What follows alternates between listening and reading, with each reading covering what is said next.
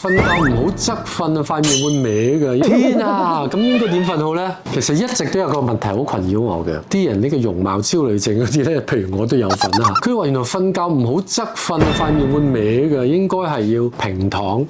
但係如果咁樣瞓，我又瞓唔着喎。咁其實應該係面向天啦，定係打側瞓啦？定係有話唔好用左邊身側瞓喎，因為會擲住個心臟喎。天啊，咁應該點瞓好咧？一般嘅情況咧，其實中意點樣瞓都得嘅。總之瞓得着。係啦，平瞓同埋側瞓咧，喺我哋個角度睇，如果個脊椎個位置仍然都可以保持到係直立嘅話咧，其實都唔會太過大問題。直立嘅意思咧，即係平瞓嘅時候咧，個床褥或者個枕頭唔會太硬或者太高，你即係保持一個直線所謂，唔會好似窩咗落去啊，或者個頭嗡得好前啊。即係或者側睡都好，我哋條脊骨係可以保持到平。冇錯啦。哦，咁我知點瞓啦。